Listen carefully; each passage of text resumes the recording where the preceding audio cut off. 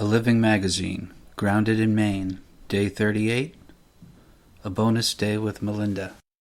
The sun was projecting the leaf shadow show on the tent side when I awoke, and one of the little biters had spent the night with me. They try pretty hard to get in, but once they've had their fill, they're desperate to leave. I killed her and looked at my own blood, then wiped it on a napkin.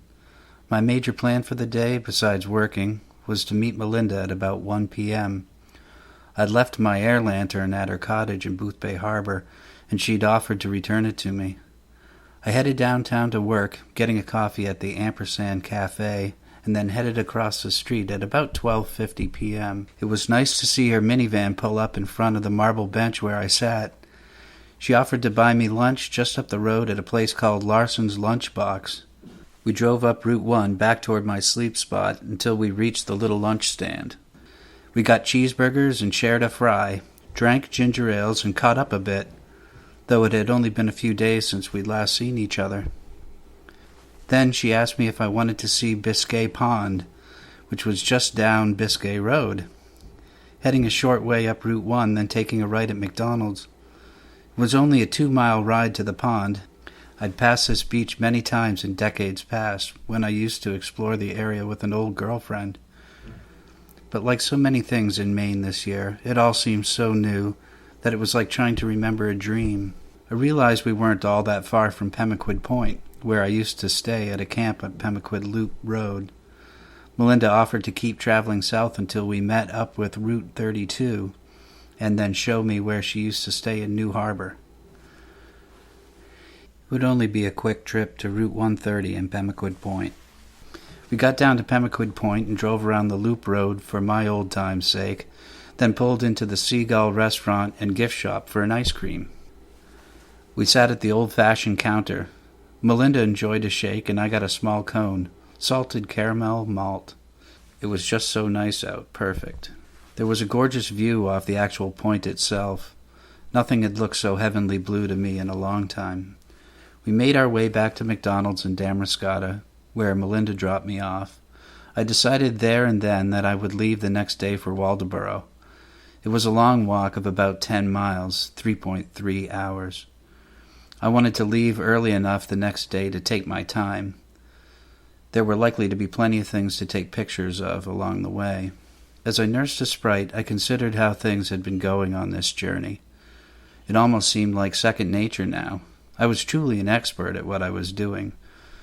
I'd carved out a bizarre kind of lifestyle. Were I a younger man, I could have lived like this indefinitely.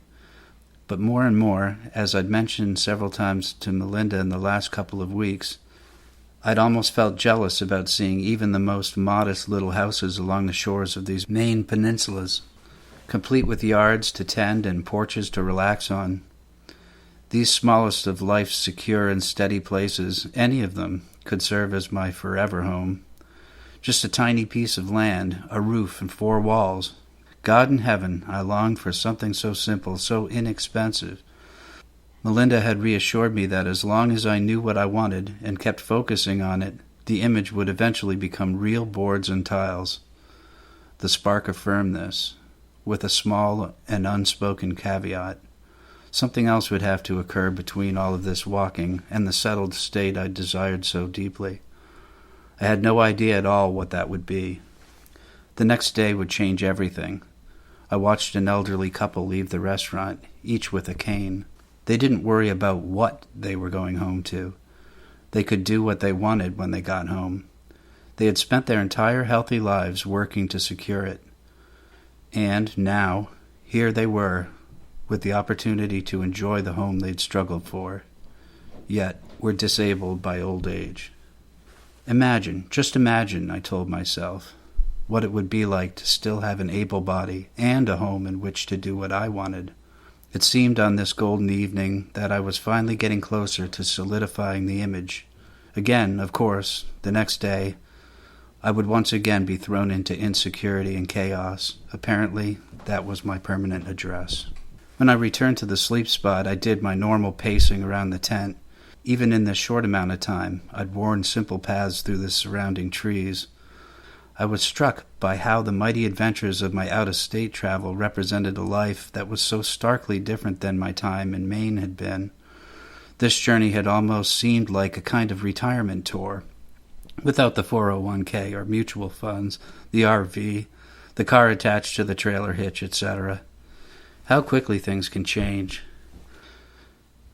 The change awaiting me was manifesting as the magma of the volcano built up pressure beneath me.